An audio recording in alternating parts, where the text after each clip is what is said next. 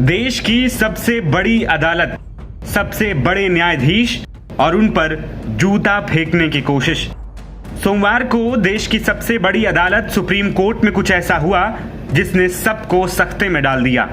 एक मामले की सुनवाई के दौरान सुप्रीम कोर्ट में एक वकील ने सीजेआई यानी कि chief justice of India BR Gavai पर जूता फेंकने की कोशिश की।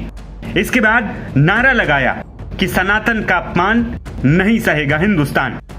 वकील की इस हरकत के बाद सबके मन में यह सवाल उठ रहा है कि आखिर ये शख्स कौन है और किस बात से ये इतना नाराज हो गया कि इसने सीजेआई पर जूता फेंकने की कोशिश की।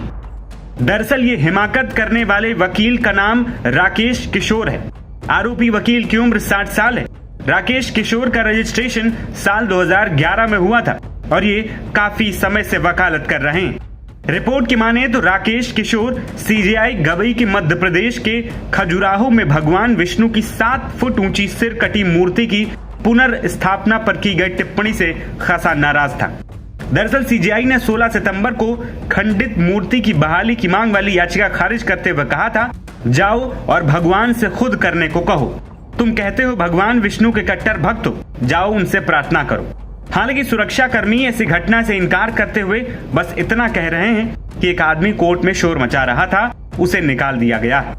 वहीं मुख्य न्यायाधीश ने विवाद बढ़ने के बाद कहा था कि उनकी टिप्पणी को सोशल मीडिया पर गलत तरीके से पेश किया जा रहा है। गवई ने कहा, किसी ने मुझे बताया कि मेरे द्वारा की गई टिप्पणियों को सोशल मीडिया पर एक खास तरीके से पेश किया गया है। मैं सभी धर्मों का सम्मान करता हूं।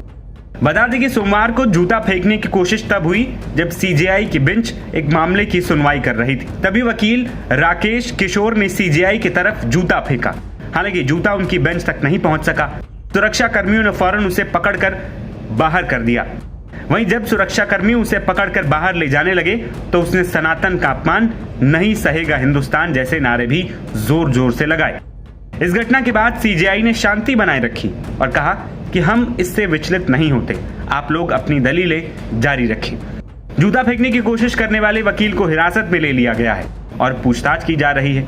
नई दिल्ली जिले के डीसीपी और सुप्रीम कोर्ट के डीसीपी भी मौके पर मौजूद हैं और उससे पूरी जानकारी ली जा रही है। इस मामले पर वकीलों की भी प्रतिक्रिया आई। सुप्रीम कोर्ट बार एसोसिएशन के पूर्व सेक्रेटरी रोहित पांडे ने इसकी कड़ी निंदा की। आज की जो घटना है बहुत ही दुखद घटना है कि एक कोर्ट में वो भी लॉयर ने अगर असॉल्ट किया है, करने का प्रयास किया है, तो ये हम इसकी कड़ी निंदा करते हैं।